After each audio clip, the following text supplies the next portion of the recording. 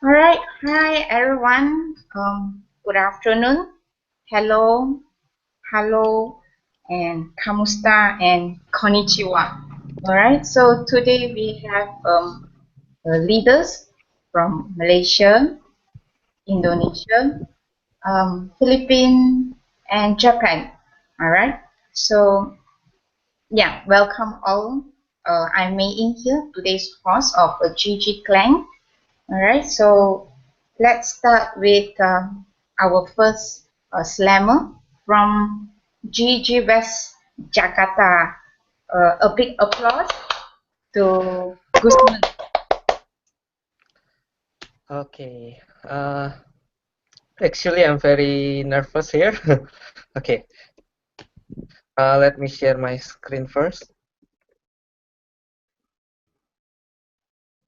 Mm, Share screen. Okay. Okay. Can you see my screen? Okay, great. So today I'm going to talk about the Google Form. Over here, if you know about Google Form is a very powerful tool, right? Why I said it's very powerful because over here, we got the let's say we got the drop down, and then we got something that is really hidden that go to section jump on answer. So this is rarely used by people, but if we use this for like a quiz, we can try and we can make like a question if our students make something wrong, so we are going to take them into another question that is easier so they can do it another one, or you can make it like upgrade the level so they can go up and then have the harder question. Or you also can use it for the let's say like an extra activity form, because over here when I make an extra activity form, I collect the student's name and then student class, and then of course when each classes, each level will have a different extra activity, right? uh, Different list, I mean. So I will show you like this. This is the sample of the extra activity that recorded. This is just the mockup data, and then this is the, let's say this is the real extra activity that we have in my previous school. And then I use from Google Form, everything will be recorded automatically with Google Sheet, right? Then we are going to use the formula for query to shorten everything, and then we can compile everything based on the class. This is the sample class P1A. This is the name of the students. How can I do it? I use the formula over here. I use the formula query over here. How can I use it? I use the query. This is the structure of the query. Query, source, select option, and so on. So how can I type it? I think I will do it right directly. So I will open one more sheet. I will use equal query, and then I will open where I can get the data. I will get the data from the result, right? So I will take the result, and then I will click all of this. But if we click in this top left corner, we will get everything from the whole sheet. But if you only want to get from the column A to column D, or only until column C, then you can go to the result over here. This is the name of the result, is the name of the what we call of the sheet over here, yeah. So if the name over here a formula, so this one will be formula. So let's say I will take only from A to D. Don't forget to use capital letter because it's a column. Then don't forget, when you're done, what are you going to have is what do you want to have in the sheet. Let's say I want to have uh, the timeline selected, the name of the students class, and then their extra activity, right? So I will select, column A, column B, column C, column D, don't forget the capital letter, where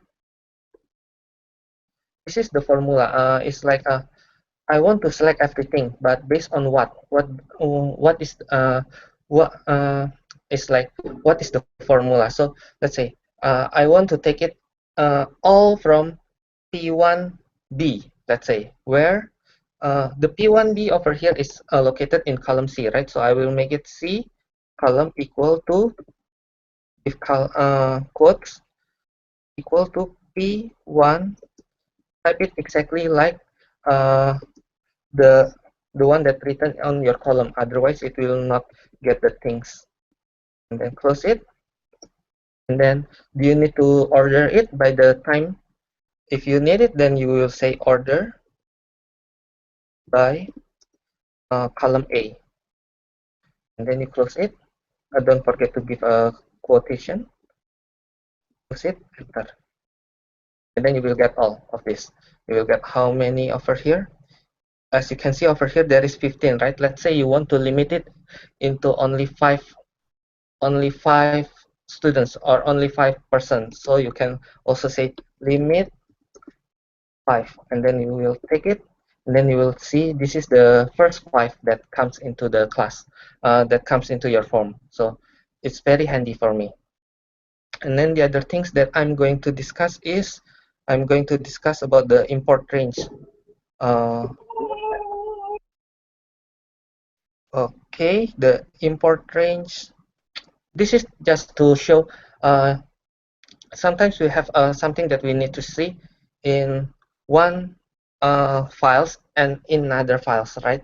So let's say I have the link over here, right? This is the link that I have, another sheet, but I want to show it here. Let's say in here, I will make the new one. So I want to see the ABC over here to be seen here. How can I use it? I will use import range, and then I will open it. Sorry, range. And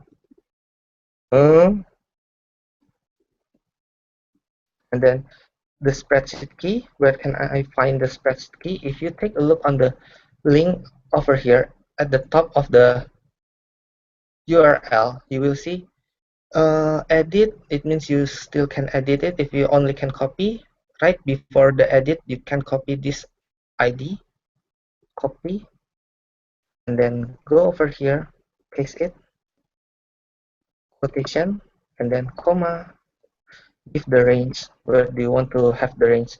From here, oh, this is sheet 1. Okay, so I will go over here, sheet 1,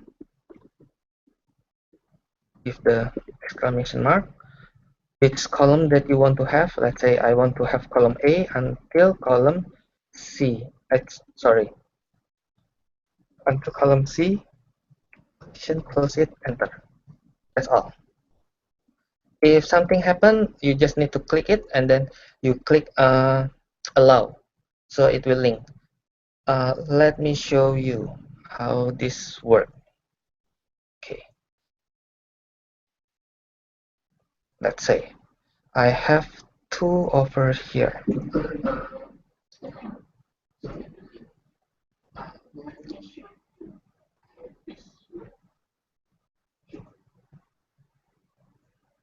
This one,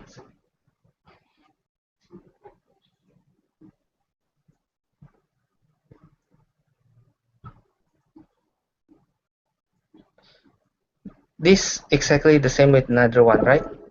And then if I add something, hey, enter, it will appear over here automatically. That's all from me.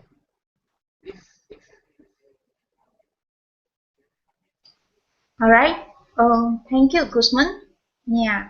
So Guzman is a passionate teacher from GG West Jakarta. And now next we will proceed to Steven, also GG leader from GG West Jakarta. Okay, guys. Can anyone hear me now? All right, I'm gonna share my screen because I have prepared special presentation for this demo slam. Now, can you see my screen? Can you all see my screen now? Okay, good. All right, you see my screen. I'm presenting about actually simple things that that you have already know. Does any one of you know about STEM before? STEM? Yeah, it's actually a it's part of the Google is doing right now because they are focusing on science, technology, engineering, and math, and they did a lot of cool things there, such as Google Science Fair and computational thinking for educators. Like a lot of stuff in Google is working with science and technology and engineering and math. But today I'm gonna share something cool, which I call STEAM, because today, as a social study teacher, I know Nathan also studied social study teachers, and we're a huge fan of social studies. And I want to let you know that Google is not only focused on STEM, because Google also worked something cool on STEAM, which is humanities and art. This is actually my vision in the future, because in the future, I really want that people are so concerned about these things. And I'm gonna start with the tutorial how to access Google Cultural Institute, which cover humanities and art subject. If you are humanities and art subject, I think this is gonna be very useful and relevant for you. First thing first, we just need to tap Google Cultural Institute. Here, if you click Google Cultural Institute, and you can click Cultural Institute there, and then you'll be directed to this website, which is I think I saw this is still in beta version because they are still developing this website. But the cool thing about this, if you see this website, you can find a lot of cool things that you can learn from. So I'm going to show you each menu that is provided. If you're a social science teacher, art teacher, or if you're just passionate in arts and culture, you'll find this resource very useful. First, let's go to partners. I'm going to have click this. If you want to search, okay, what sort of partner that Google made in this website. There's a lot of extraordinary partnerships from Holocaust Museum and also in China and everywhere in the world. And you can see all the project here. There's a lot of special project Google done here. Like one of the things that attract me the most is performing arts. If you click here, you'll be directed to this link. Performing arts is actually the coolest thing ever because actually you can immerse yourself in 360 show directly from there. And I'm gonna have you browse to the website, the link first. You can see the exhibition and feature partner, and also you can do field alter, which is 360. And also you can all see the pictures, video, and anything the best from from Google. But the coolest thing about this, if you click performing arts and you can click launch the experience, you'll be directed to this. So this is basically what I'm going to show you, because you can go anywhere in the world which has the best performance and art cultural centers. You can choose music, opera, theater, dance, or performances. I'm going to simulate one of the coolest thing here. If you click Start 360 experience, you can actually immerse yourself in the cultural building, and you can hear the animation. You can get inside them, and you can feel that you are in there directly. You are entering the performance art here. So you'll feel like you're there.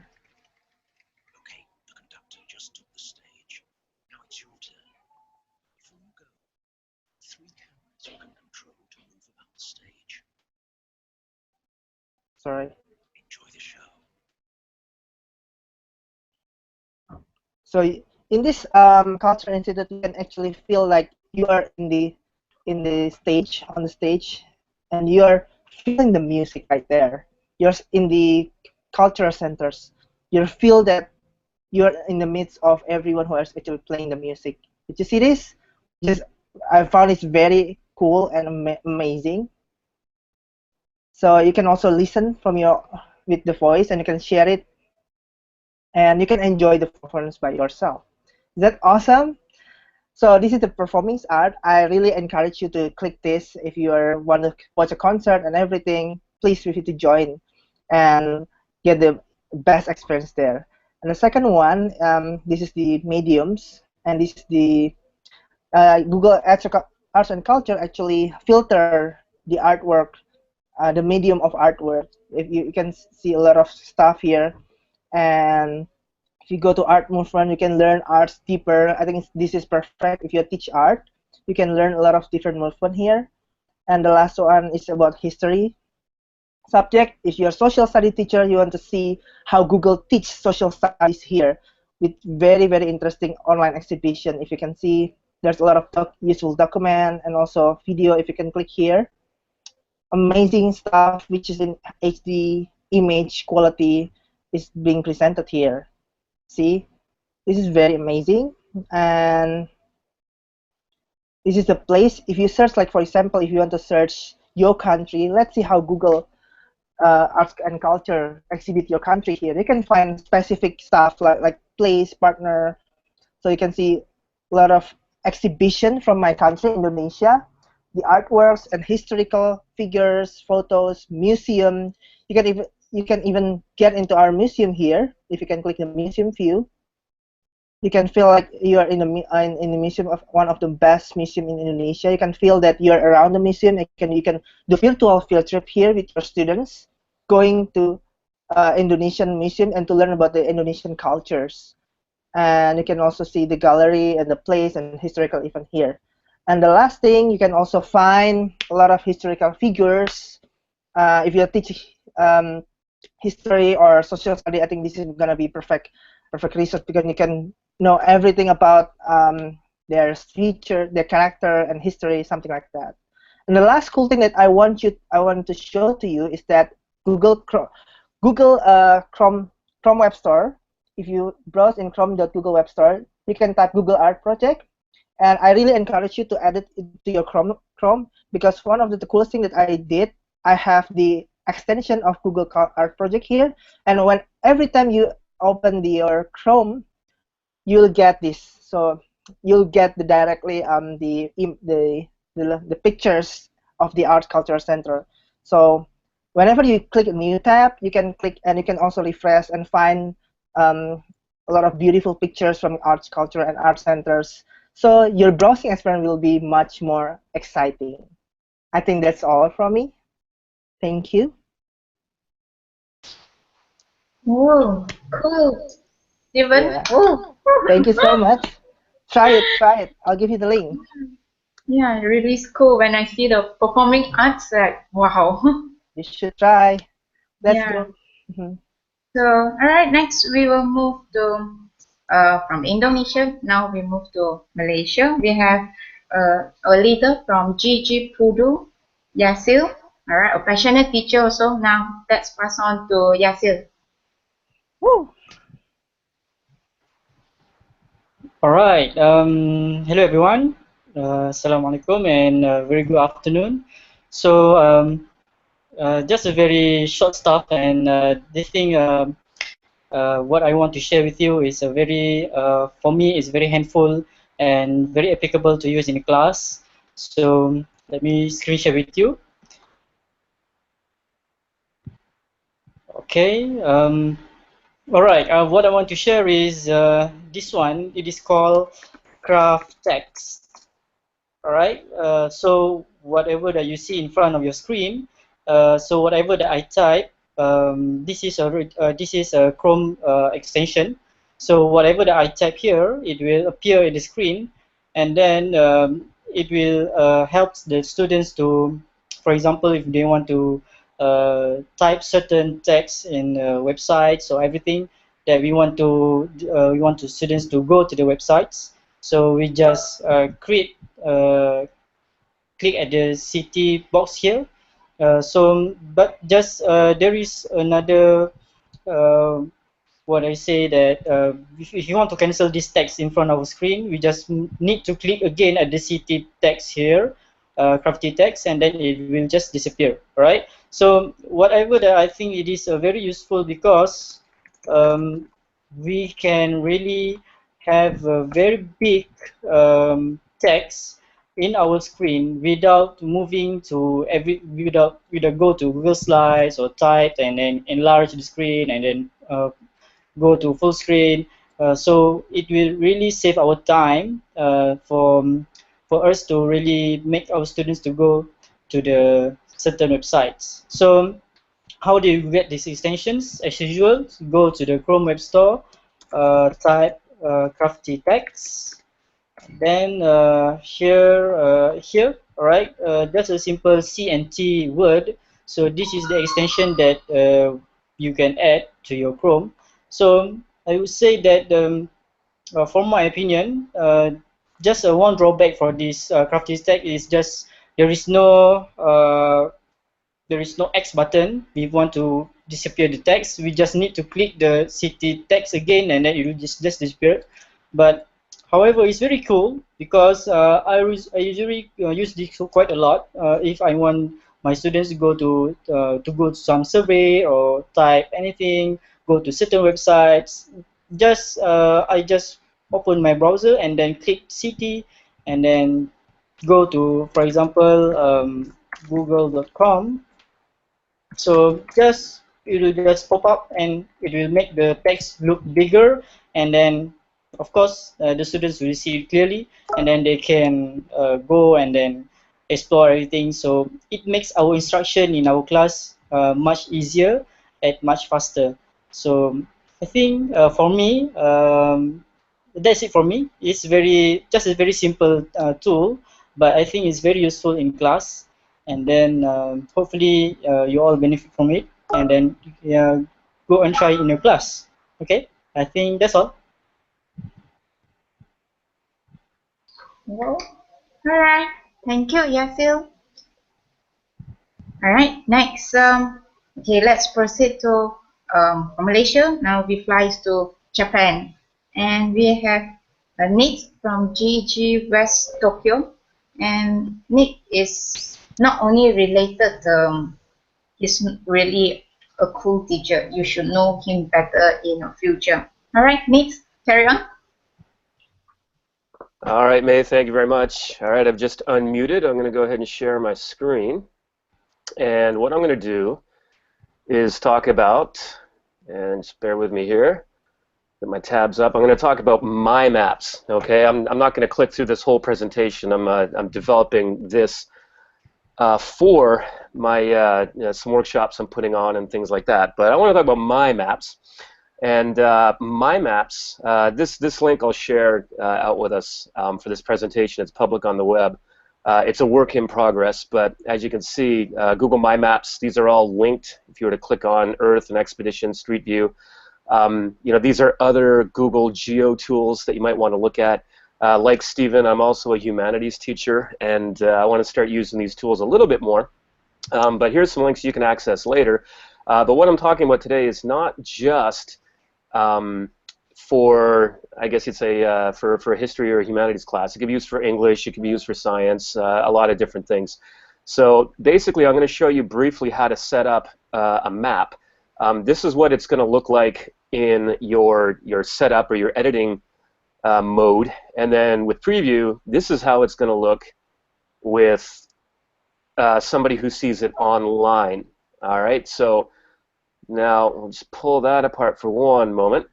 I'm going to give you an example of how I used it in my summer school class. I was teaching creative writing, and just for fun, I taught the students some travel writing.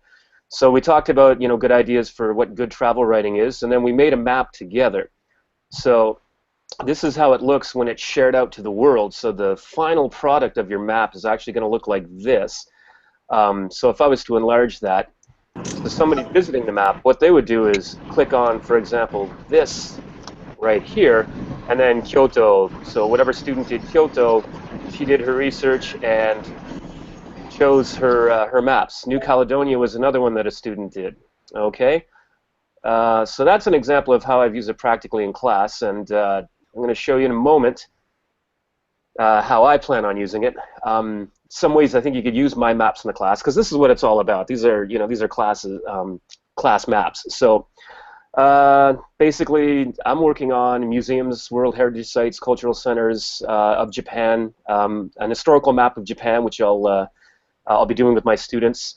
What I just showed you a moment ago, it was a travelogue sample. So there were tourist areas in Japan and Asia. But just for fun too, I'm going to create a craft beer restaurant map for people. Had friends from San Francisco wanted to try some craft beers in Japan. So I created a map in about 10 minutes and linked them all so they could walk from one place to the other, which was pretty cool. I've also embedded a video on how to start your map. This is a tutorial I have up on YouTube, so you can refer back to that after I show you today. So basically, though, what you're going to do if you want to create your own map is to, again, go to Google My Maps and click Create a New Map. Now, here's some maps that I've made myself. But you see at the top, you can see maps that I own, maps that I don't own, maps that have been shared, or just all the maps that I'm in some way connected to. So you would click on Create a New Map, and then in here, you're going to get this. Now, I've already put some pins in here. Your map is automatically going to have a name. You can just click on that and then go in. You can change the map title. You can change the description and that kind of thing. I would recommend that you really think about what you want in your map, which is something I've struggled with for this cultural map or historical sites in Japan. I thought museums, do I put museums in there? Do I have a different layer with shrines and temples? And the tough thing is I've actually got like Sengaku-ji, for example. This is where the 47 Ronin are buried. So it's actually a burial place and a temple, but it also has a small museum. Other culturally significant locations, like this is a sumo place in Japan. Let's see, why don't I go back actually and pull out that Japan World Travelogue. This is the one that my students made, so I'm going to click on the preview here.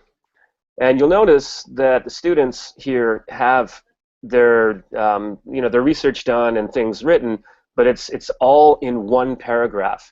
I do want to point out there's a way to get over that, and what I did was do the writing for my in my Google Drive docs, and then, so for example, Sengaku-ji, if you see here, it actually has all the paragraphs separated. So if you actually just copy and paste from a Google Drive doc, it will give you that look that's nicer to look at. And you can see I have a lot of text in there. Now the thing is, I'm kind of confused. Oh, do I think Sengaku-ji should be in shrines and temples or not? I don't know. Once you've actually got this made, you can drag and drop these things. So I can say, oh, I want to put that in with the museum. So I can do that. And then I just have to go back in and change the color of my pin, which I'll show you in a minute. So you've gone to My Maps, you've clicked Create a New Map, you've clicked here and you've changed the title, you've changed the description. And then what I want to do is what's called Add a Layer. Okay, so I've already done this here that you can see. So what I would do is click Add a Layer, and you can see it's creating it for me, and it's untitled. So I'm going to give my layer a title, and maybe I'll say, let's see, World Heritage Sites. So I'm going to click on that. Now, a lot of museums and temples and shrines are a World Heritage Site, but what I want to do is add one under this. So you notice here I've got a little blue line. If I was to click on, this label or this label, the blue line indicates that's where my pin is automatically going to go. So the question is, how do I put it in? Now, I want to grab something called, let's see, Kinkaku-ji, which is the Golden Pavilion. Well, I'm not even going to do that. I'm going to just type that in, and then it says Kinkaku-ji Temple, Kyoto, and there it is. So they've automatically put a pin in here for me. So what I'm going to do is just click Add to Map. Now, it's automatically given it a color, but I'm trying to color code my map, right? So for this one, maybe I'm going to make these ones green.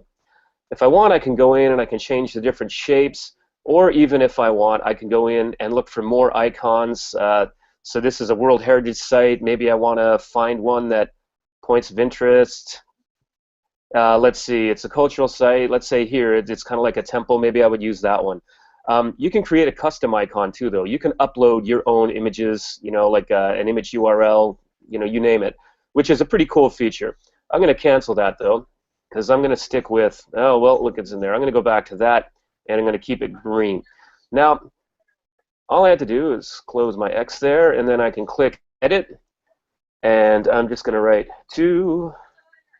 be updated, because I am going to do that later. If I want to add photos, I can go in and do a YouTube search. So let's see, or if I want a YouTube video, I can put that into.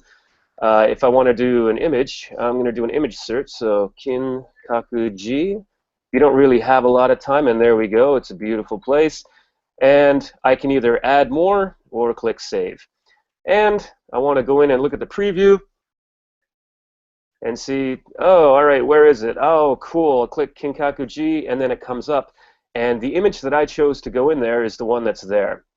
Now, I'm going to go back up and show you, for example, the Sengakuji. And this is one that I made myself. So going back to people talking about 360 videos and things like that, this image here is one that I chose to upload. If you know down here, you're going to see I've got 9 photos and 1 video. If you were to click here, it's going to pull you out, and it's going to be a video that I actually made last week. And it's 360, and I'm kind of chatting and talking about, yeah, there's my ugly mug right there, talking about the story of the 47 Ronin. I also have subtitles activated, which apparently they're looking all right. So basically, here's a way that you can have your students collaborating on maps, because you create this map, then you have them collaborate, and you just give it whatever topic that you want. And again, like, if you were to go to some of the maps in the classroom, what can you do? A travelogue, or maybe it's a thematic map about local restaurants. Maybe it's reviews of restaurants that you want your students doing. Maybe it's a map of, your students are creating a map of geographically important locations in the country. It could be maybe a geology class where you're mapping like different kinds of geological, interesting, awesome places. So, I think there's a lot you can do with it. So I'm going to leave it at that. I will put this here. That's the My Maps logo. And just to point out at the bottom here, here's some other interesting articles you can read about using maps in the classroom, and then some other things with Google Earth, as well as these links up here. But the main one for today is to click here, and it's going to take you to My Maps, and then create a new map. There's a little more to it and a little more that you can do. But I think I'm going to leave it at that and get back to the Hangout. So that's it. Hope you got something out of it. Yeah, cool, Nate. All right. So now next we have Erwin. Yeah, Erwin is from GG Kyoto City, from Japan as well. So Erwin is a Google Certified Innovator. All right. So Erwin, you may start. All right. I feel like I was just talking with all the Kyoto stuff. Thank you, Nate, for that lovely Kyoto overview. I was like, wait, I know all of those places. All right, let me see if I can share my screen and show you guys the stuff I want to talk about today. All right, so let's see. Today I want to talk about 2 different extensions, and I'll talk about the really simple and easy one first, and that is this one called Speakit. And Speakit is free. You just install it on your Google Chrome, and once it's added to Chrome, you can go to any place. So I brought up this article here, Brain Eating Amoeba. It was on CNN today. And you just highlight what you wanted to read, and then you can tell to speak it. So I teach ESL. I don't know if you guys can hear this. Woo. It's reading it to me. Can you guys hear it? No? Okay, it's probably just on my computer audio. Alright. Oh, she's still going. Hold on a second. It's really distracting. There we go. Alright, but she'll read it to you, and it uses Google speech inputs to do it, so it generates it. And so you can have your students, have it read to your students if there's anything they need read to them. So it's really nice. You just put it in, and you just highlight, and then right-click and tell it to speak it. It's just really lovely. Alright, the other one I want to show you guys that I use all the time is this one called Read and Write.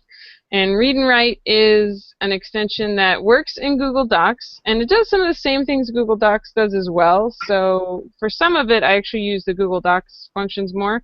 But it also works in PDFs, and it works in articles. So I have another article here from CNN, and I went through and I used the highlighter. So you just go with the highlighter. You could tell them to highlight vocabulary words, and then if you click this vocabulary button here. This is the read and write little tab here. You just click the little read and write logo on your Chrome and it pops out, and you can tell it what to do. And then you can push here and it'll give you a vocabulary list. You can do what I do here and highlight a bunch of different things. So like you pick, you know, oh, I'm gonna places are purple and things are blue. So there was a large protest vote. And then you just tell it to collect all of your highlights and which colors you want it to collect. And then it's going to open this really lovely extra document here that has everything that you need. So it's just a really nice thing. It'll make you with a vocabulary list. It'll give you pictures if it has pictures imported for that. Within Google Docs, you can do all the same features. It just like Speak It, it will read it to you, so you can highlight something. I'll do something much shorter this time, so I won't have to sit through it while you guys can't hear. And it'll read it to you. You can tell it to do SpeechMaker, which is really useful for me because my kids are constantly asking me to read things. So I can bring up their essay and I can click SpeechMaker and it'll make the audio. She doesn't sound like a native speaker always, but it's pretty useful. You have a dictionary, which you have in Google Docs, but you can also use in articles as well. And the translator button will give you a word in a couple different languages. But the other fun thing I like to do is the voice notes. So, you know, in Google Comments, you can make comments. But you can also go in here in voice note and record, please note this is a very important thing. And then you can insert it right there as a comment. And then the kids can go play it. And then instead of seeing like the visual textual comment, when they click here, they will hear your comment said over. And it's really nice. So these are really nice tools for your kids. And so we've got Read and Write, and the other one I talked about is Speak It. And that is all I wrote. So I will unshare my screen and come back over. Where's my camera? There it is. And that's that. Alright. Yeah, cool. Thank you, Erin. With You're the welcome. written, right? Yeah, the extension. Alright, so finally, a quick one. I'll just share my last from me from GG Clang. Alright, I'll just screen share. Let's see. Yeah. Do you see the Chrome Web Store? Yes. Alright, so yeah, we'll talk about Google Photos. Since majority of the teachers we have a smartphone, so you just go to the Chrome Web Store and you download this Google Photos app, add to your phone, and later on it will synchronize all your photos from your phone to this Google Photos. Alright, and we have here the photos that I've taken some. Alright, so the cool parts that I like is here when I want to search a photo but I couldn't remember when I've taken it. So I'll just like click, this is my little boy. You'll see all the photos appear, yeah, with the dates. And sometimes if I've been taken the picture with, let's say, my student here, yeah, I can find back the pictures that when we took, yeah, then we can just use it. Very simple, yeah. Or even other than people, we can search for a place that we have been. So we have all at just one click, yeah. So no more crushing the head to think where is the photo or you lost a photo, right? It will be simple if everything is uploaded to the Google Photos and you can just search it anytime you want. Yeah, so that's it for my sharing. Yeah, okay, so before we finalize, yeah, today we have Guzman talk about Google Forms. We have Stephen bring us to a virtual field trip to Cultural Institute, and we have Yasil to share with us the crafty text needs with the mind maps, interesting places we have been. and also Erin with the read and write. So as promised, in fact we have a little lucky draw for the lucky viewers, and we actually have one. Just wait a moment, I'll add her in.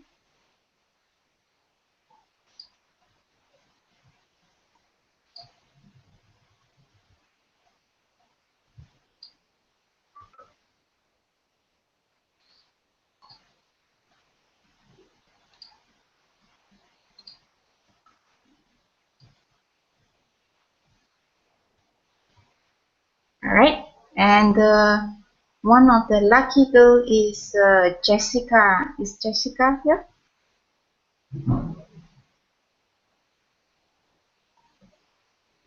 Jessica. Yeah, the others, if you have any sharing session you want to continue with while waiting for Jessica.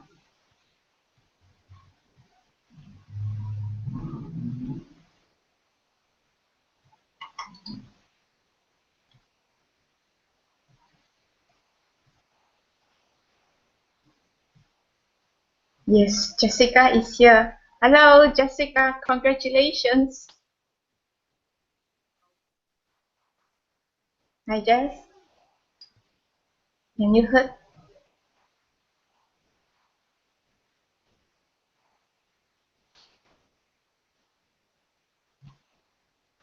Hi, Jess. Don't have camera and mic. Do I need one? Yes, you need. We can see you now. Yeah. Okay, it's okay, never mind, because I can see you are typing at the side. Okay, just let me ask you a simple questions. Okay. So we have a few leaders today, and can you just name they are from which country? Okay, Jessica, she will type at the side.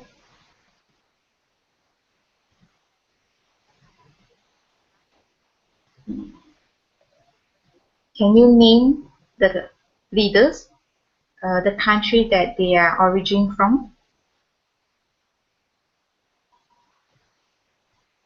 Yasir is from Malaysia, she typed. And Nathan is from Japan. Yes, cool. And she typed Steven is from Indonesia. And one more, Guzman and Erwin.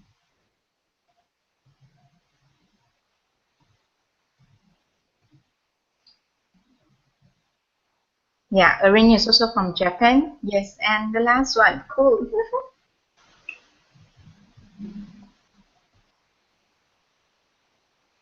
Yeah, Guzman is from Indonesia and me from GG Click. All right, thank you, Jess. I'll post the surprise to you soon and later. All right, so guys, we stop here for today. Thank you spending with us. The GEG APAC on air demo slam. We'll see you next time soon. All right, thank you. See you.